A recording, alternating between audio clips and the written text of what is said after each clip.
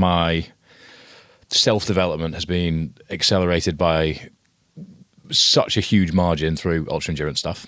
Personally, professionally, the lessons I've learned have carried me forwards in ways I never thought possible, coming from a lifting and a rugby background.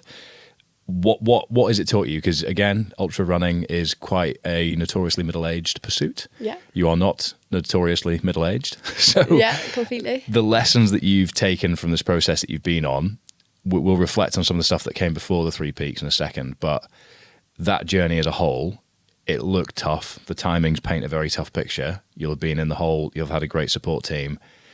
Just talk us through the journey that you went on emotionally. So this is like my favourite part about ultra running. And genuinely every time, even if I do a small race, like even the 25k the other day, I raced in the end. So I look back and I was like, I genuinely love gaining experience.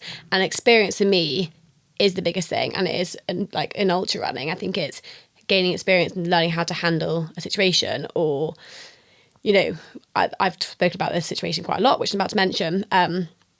But when we did a 32-hour stint basically to finish the challenge, and we were probably about 24 hours into the run, and I was running. It was me, Chris, my friend Josh, my friend Amy. It was quite a big group of us who were very much trying to bring some vibes, which I very much was not getting involved in. But anyway, I was in a really dark hole, and I knew that I wanted a nap. I knew I wanted to sleep. All I wanted was half an hour and then to go again. Like power nap, cat naps, I'm sure you know, are like revolutionary. Like they're amazing.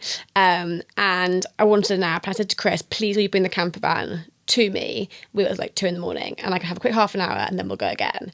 And he turned around and he was like, you can have a quick 10-minute power nap on the floor, on the road, on the tarmac road, or you can keep going for 5k until we get to checkpoint. And for me, I've never been ever, I know you see it, and I know you see documentaries or you hear stories or you speak to other runners and they're like, yeah, cat napping's a thing. Like, you know, you just put on your extra layers and have a nap on the road and hope for the best. But for me, like, I've never been told that before. And the concept, still, I'm like, what the hell? So I think in that sense, experiences and gaining experience. Now, if someone said it to me, I'd be like, oh, okay, yeah, I see the sense. But at the time, I was so tired that I was just like, no, and broke down on the floor, obviously. So I think in a long-winded answer, it's experience, isn't it? You just, every race or anything is always learning.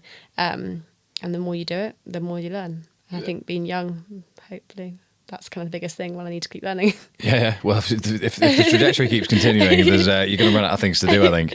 But people try and analyse ultra via data rather than the variables. I think that's the biggest mistake that people often make if they've not been in the arena, so to speak.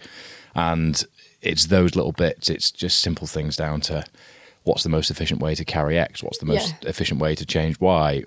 Can I actually sleep on the side of a road? You said, you can only get there through experience. Had Mark Beaumont on the podcast before, and his biggest thing these days with rise of social media and having been someone that made a living in media around ultra endurance before social media was a thing, he just sees such a big trend of people doing it the other way around, where they don't have the experience and they do the media bit really well to start with, but then when it comes to the big event, there's just not enough exposure to the variables, because it is all variables, isn't it? Yeah, completely. I mean, we have a heat wave, which beyond heat waves, and to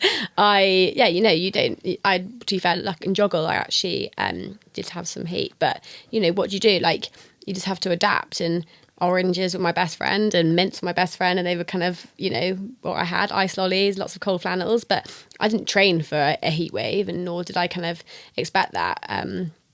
But then likewise, kind of when I was actually training, I was training in so much rain, and it's kind of like, you just never know. I think a client asked me the same thing the other day. They did the Lakeland 50, and she did amazing, but she was like, I just didn't expect it to rain so much. I didn't expect to get blisters. And I'm like, you can tell someone, but you don't know until you've actually experienced it to be like, yeah, you're going to be, top of whatever fell or, mountain, and it's going to be pretty rank, but you've got to experience it to know how to handle it. And that's the value. Yeah.